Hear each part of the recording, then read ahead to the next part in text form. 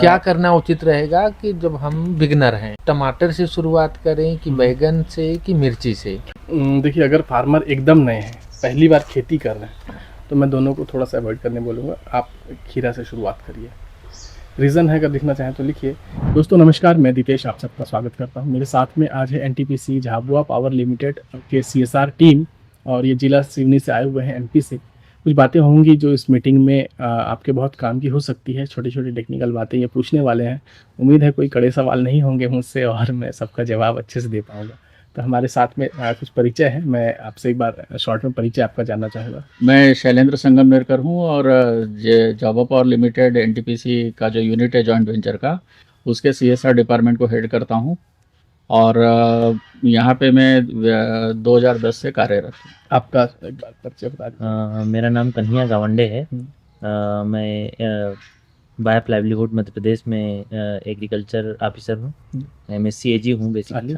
और अभी वर्तमान में सिवनी का जो हमारा प्रोजेक्ट है कृषि आधारित आजीविका कार्यक्रम, तो उसमें कार्यरत हूँ। अच्छा, आपसे? मेरा नाम राजेश है और मैं भी एनटीपीसी झाबुआ पावर का जो सीएसआर कार्यक्रम है उसमें एक वुमेन एम्पावरमेंट का वर्टिकल है, उसके साथ हम लोग काम करते हैं। और उनकी लाइवलीहुड को कैसे स्ट्रेंथन करना है उस पर काम करते हैं। आप सब? I divide. मेरा नाम भूपति दीक्षित है। मैं बायफ डेवलपमेंट रिसर्च फाउंडेशन में कार्यरत हूँ और पिछले 10 साल से एनटीपीसी जेपीएल सीएसआर डिपार्टमेंट से जुड़ा हुआ हूँ। और हम लोग एनटीपीसी जेपीएल सीएसआर के अंतर्गत कृषि आधारित आजीविका संवर्धन कार्यक्रम लगातार कर रहे हैं। देखिए, अगर फार्मर एकदम नए हैं, पहली बार खेती कर रहे हैं, तो मैं दोनों को थोड़ा सा अवॉइड करने बोलूँगा। आप खीरा से शुरुआत करिए। रीज़न है, अगर लिखना चाहें तो लिखिए। खीरा जो है वो 32 दिन का फसल है स्टार्टिंग होने में। आज आप बीज लगाएंगे, 32वें दिन आपकी हार्वेस्टिंग हो जाएगी, तो जिससे फ़ायदा ये होगा आपको कि जो कैपिटल है वो वापस आना चालू हो जाएगा। लेकिन अगर कोई किसान है ऑलरेडी, उसने कुछ लगाया है पहले, कोई भी फसल है ना, नॉर्मल टमाटर का भी खेती किए हो, कभी बैगन का किए हो, कभी खीरा का, तरबूज का, लौकी, कोई भी, तो वो बैगन पे जा सकते हैं। इनके प्रश्न में मैं ऐड करूँगा राय साहब कि जो हमारे किसान हैं जो एनटीपीसी झाबुआ पावर लिमिटेड के सीएसआर में काम कर रहे हैं प्लांट के आसपास के विलेजेस में, ठीक है, बेसिकली वो जो है मल्चिंग और ड्रिप के साथ में वेजिटेबल कल्टीवेशन ऑलरेडी कर रहे हैं। Okay, great. और वो हमारी टीम के गाइडेंस में कर रहे हैं। उसमें कुछ स्वयं सहायता समूह के किसान, मतलब महिला किसान हैं, वो भी सम्मिलित है, अन्य किसान भी सम्मिलित हैं। तो वो तो ऑलरेडी कर रहे हैं और उनको जो ट्रेडिशनल तरीके से नॉन ग्राफ्टेड प्लांट्स हैं वो लोग नर्सरी में लगा के या कहीं से खरीद के भी वो करते आ रहे हैं। और उनको एक अच्छी सक्सेस मिली है पिछले, खास तौर से मैं बात करूं कि 1.5 साल में।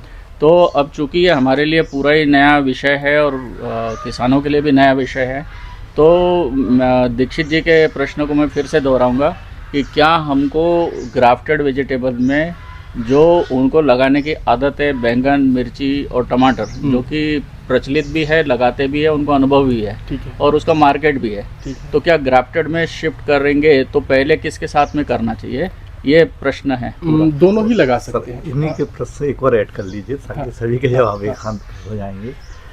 एक्चुअली जो हमारे यहाँ जो किसान जिस तरीके का है, वहाँ पे उनके पास पानी भी लिमिटेड है। ठीक है, पानी भी उनको दिसंबर तक ही पानी, जनवरी तक ही, बस जनवरी के बाद थोड़ा मुश्किल हो जाता है। उस कंडीशन में क्या हम लोग को आगे किस तरीके तो से, अगर जैसे ड्रिप है, आपने बताया जैसे कि ड्रिप है, तो बहुत कम पानी में बहुत अच्छा फसल आप ले सकते हैं।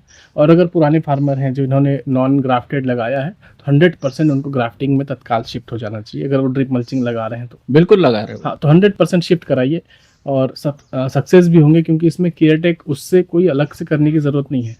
ये लंबा समय चलेगा, लंबा समय खाद डालेंगे, लंबे समय तक पानी डालेंगे, बस इतना ही फ़र्क है उसमें और इसमें। उसमें एक जड़ का प्रॉब्लम आता है जिसको हम लोग बैक्टीरियल बिल्ड बोलते हैं, वो ग्राफ्टेड में कम आता है। अच्छा, तो शुरुआत उनको टमाटर से करना चाहिए या बैगन से या मिर्ची से? अभी जैसे रोग प्रतिरोधक क्षमता अलग अलग तीनों फसलों की अलग है, कि जिसमें कम से कम उनको टेक केयर करना पड़े। अभी शुरुआत जब हम बिगिनर हैं। रोग के बारे में बताएं तो देखिए, टमाटर और मिर्च इन दोनों में थ्रिप्स का एक अटैक होता है, जिसके पत्ते सिकुड़ने का देखेंगे। मकड़ी का अटैक होता है, जो पत्ती नीचे सिकुड़ेगा तो मकड़ी है, ऊपर सिकुड़े तो थ्रिप्स है। ऐसा एक प्रॉब्लम आपको देखने को मिलेगा मिर्च में और टमाटर में, वो बैगन में नहीं है। लेकिन बैगन में फ्रूट बोरर और जो रूट बोरर है उसका ज़्यादा शिकायत है, वो इन दोनों में नहीं है। मिर्च में और टमाटर में ना के बराबर है। तो दोनों में थोड़ा सा पैरेलल चीज़ें हैं, लेकिन जिन्होंने टमाटर ऑलरेडी किया है उनके लिए कोई दिक्कत नहीं, ग्राफ्टेड में तुरंत शिफ्ट हो जाए। और जिन्होंने टमाटर किया है वो बैगन में भी शिफ्ट हो सकते हैं। इसमें कहीं कोई दुविधा नहीं है, कहीं कोई संशय नहीं है मन में, आराम से शिफ्ट हो सकते हैं। आपके हिसाब से ग्राफ्टेड वेजिटेबल का सुटेबल टाइम कौन सा है कि किस मंथ में हम लगाएं सबसे अच्छा? देखिए, इसके लिए हमारे बेनिफिटेड रहेगा मार्केट को देखते हैं। मार्केट देखिए, इसका ना कभी ऐसा समय नहीं है कि इस समय रेट बहुत ऊंचा रहेगा। बरसात में रेट काफ़ी ऊपर जाता है, लेकिन बरसात में हमारे यहाँ धान चलता है। तो हम लोग जैसे छत्तीसगढ़ से बिलोंग करते हैं, तो हमारे यहाँ चाहते हुए भी हम लोग फसल सब्जी का नहीं ले सकते, क्योंकि धान का रेट 31 रुपये है। सब्जी का रेट कभी 15, कभी 20 भी हो सकता है, 30 भी हो सकता है। तो इस वजह से हम लोग सब्जी का खेती जो है वो बरसात में नहीं ले पाते हैं, क्योंकि धान लगा रहता है हर जगह। जैसे ही धान कटेगा, बहुत तेज़ी से आप देखेंगे कि पूरे जगह में ग्राफ्टेड टमाटर बैगन लग चुका होगा। तो उसका जो सही समय मानते हैं वही हम लोग अक्टूबर नवंबर ये माना जा सकता है। जो ठंड से कड़कती ठंड से पहले का जो समय है, वो गर्मी तक आराम से इजीली फसल देगा। जब इजीली फसल देगा तो रेट अच्छा मिल जाएगा उस समय। आपके अनुभव के आधार पर ये बताइए कि जैसे ग्राफ्टेड फसल, जैसे आपने बताया कि 2 या 3 साल तक ले सकते हैं, हमें जनरली कितने समय तक लेना चाहिए? एक साल लीजिए, क्योंकि उसमें ना बीच बीच में पौधे डैमेज होते हैं, ऐसा बिल्कुल नहीं है कि नहीं होते। तो जब आपका खेत ना खराब भी दिखता है, खाली भी दिखता है, क्योंकि प्रूनिंग आप कर नहीं रहे हैं। प्रूनिंग करने से क्या होता है कि वो भी 40 दिन का समय वापस से फिर से लेगा। और जैसे जैसे पौधा पुराना होता है, फल के शेप में थोड़ा टेढ़ापन, थोड़ा सा दाग, आप लोगों ने दोनों तरह का फसल देखा आज। तो किसी जो पुराना खेत था उसके पौधे और नए वाले पौधे में अंतर दिखा होगा। एक नया वाला पौधा बहुत अच्छा से ग्रो हो रहा है, पुराना वाला थोड़ा कम। तो प्रूनिंग के बाद जो समय है 40 दिन का, वो समय को ना यूज़ करते हुए 1 साल तक फसल ले लीजिए और उसके बाद उसको हटा दीजिए। ग्राफ्टेड वाले पौधों में कुछ रोग प्रतिरोधक क्षमता अलग से रहती है, कुछ देखा गया है ऐसा? जड़ में तो हम लोगों ने देखा कि जो जड़ है उसके अंदर का रूट है, उसमें वो प्रॉब्लम नहीं है जो ऐसे हाइब्रिड में आता है। और जो ऊपर का हिस्सा बोले तो वो सेम है दोनों, हाइब्रिड में और इसमें दोनों सेम। अभी आपने दोनों प्लाट दिखाया, तो एक चीज तो समझ में आई कि आप 6 से 8 महीने तक की ही कोई भी फसल का फल लें, जिससे क्या है कि उत्पादन भी ज्यादा मिलेगा और क्वालिटी भी मेंटेन होगी। इसके बाद अगर लेते हैं तो उसमें मेंटेनेंस ज्यादा आ रहा है, अगर रेट प्रोडक्शन थोड़ा डाउन होगा। नहीं, प्रोडक्शन डिपेंड्स ऑन फर्टिलाइजर। अगर रेट अच्छा है तो सब कुछ रेट डिपेंड है प्राइस पे। अगर मैंने बताया ना कि अगर प्राइस अच्छा है तो किसान खुद खेत में रहेगा दिन भर। प्राइस अगर नहीं है तो खेत को छोड़ देता है कि यार अब इसमें क्यों मेहनत करें, हम दूसरी फसल देखें। तो अगर रेट अच्छा है तो वो खाद की भी, ट्रीटमेंट भी, सारा कुछ अच्छा होगा तो अच्छा प्रोडक्शन भी आएगा।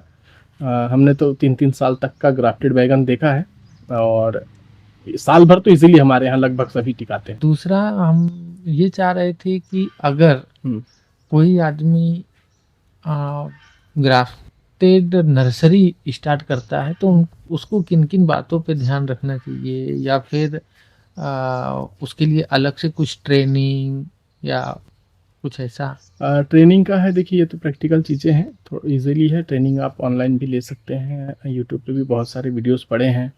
लेकिन अगर इसको आप चालू करना चाहते हैं तो सबसे पहले आपको मौसम को पढ़ना आना चाहिए कि मौसम, कौन से मौसम में कितना हाई टेम्परेचर जा रहा है। अभी हम लोग एक नर्सरी में गए थे जहाँ पौधे तैयार हो रहे हैं, तो हमें पसीना आ रहा था। अभी हम लोग बाहर बैठे हैं तो एक हवा चल रही, पसीना हमारा रुक गया है। तो दोनों मौसम में चेंजेस हैं। तो आपको ना एक मॉइस्चर बनाना होगा, 28 से हम लोग 30 डिग्री मानते हैं उसको, जो हेल्दी उसके लिए, पौधे के लिए होता है, जिसमें आदमी को, इंसानों को पसीना आएगा, पौधे उसके लिए बहुत सूटेबल होते हैं। तो वो सबसे पहले वो टेम्परेचर को आपको मेंटेन करने आना चाहिए। उसके बाद में पॉली हाउस जो होता एसेंशियल है, हाँ वो ज़रूरी है। उसके बिना आप कंट्रोल नहीं कर सकते, पेस्ट्स को कंट्रोल नहीं कर पाएंगे, कीड़े मकोड़े को कंट्रोल नहीं कर पाएंगे, बीमारी को इवन। फिर साइड से अगर हवा चली तो उधर के पौधे का ग्रोथ अलग होगा, बीच के पौधे का ग्रोथ अलग होगा।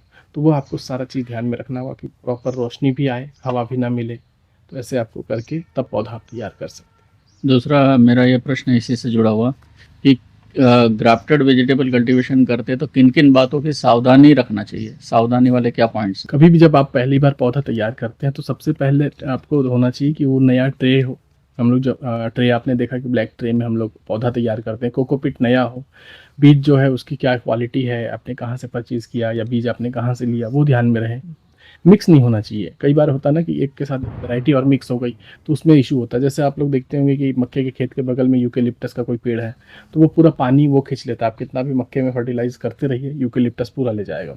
तो ऐसे कई बार फसलों में भी होता है। तो चूँकि हम लोग जंगली बैगन पे इसका रूट स्टॉक तैयार कर रहे हैं और अगर आप दूसरा कोई वैरायटी तैयार कर रहे हैं तो जंगली बैगन जो है वो ज़्यादा पावरफुल होगा, वो पूरा खींच ले जाएगा। तो ऐसा कभी भी मिक्स ना हो, ये पहला ध्यान। दूसरा बैक्टीरियल बिल्ड का, तो उसके लिए भी हम लोग इसका भी ट्रीटमेंट करते हैं। ट्राइकोडर्मा सूडोमोनास पहले ही चला देते हैं खेत में कि उस आने से पहले ही उसका रोकथाम हो जाए FIM के साथ। हाँ। फिर तीसरा है कि फंगिसाइड। वो लोग बोलते हैं कि नहीं मेरे में कोई प्रॉब्लम नहीं है, लेकिन उसके बाद भी हम लोग फंगिसाइड रेगुलर तीसरे चौथे दिन स्प्रे करते ही हैं, कोई भी फसल हो।